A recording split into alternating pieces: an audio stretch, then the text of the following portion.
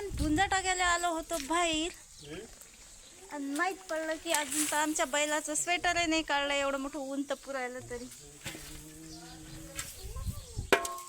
झालं की नाही जेवण बिवण का बसेलच बसेलच अजून.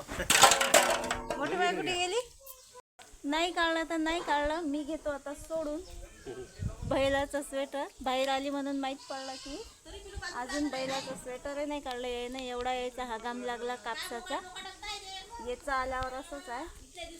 पण मी घरीच आहो. तर स्वेटर घेतो काढून. बैल आमचा लय गरीब आहे असा.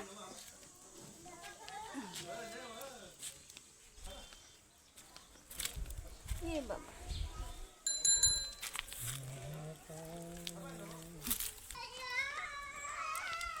घेतलं बैलाचं स्वेटर काढून. आता करायची आहे झाडझूड. चारा पाणी तर काही केलं नाही आज दादानं बैलाचं. तेही मलाच करावं लागते. गेट उघडायला की पिल्लं पाहतात बाहेर. हे ठेवलं ती बैलाचं स्वेटर आता. मी करतो आता बाहेरची झाडझूड. जरासा उशीर झाला फक्त चारा बांधायला. तर हे पा या पिल्लानं लावला मनी प्लांट खाणं उभाच. सर काय नाही खालचा तर सगळे झाडं झुडं तर सगळे तोडून टाकले. पण आता एवढा तेवढा मनी प्लांट आहे वर, तोही नाही ठेवून राहिला. तोही त्याला पडून नाही राहिला तर खाऊ राहिला. लावला खाणं. चला मग आता बांधून घेतो. सगळे कामं उरकले बांधून घेतो. चारा पिल्लायले.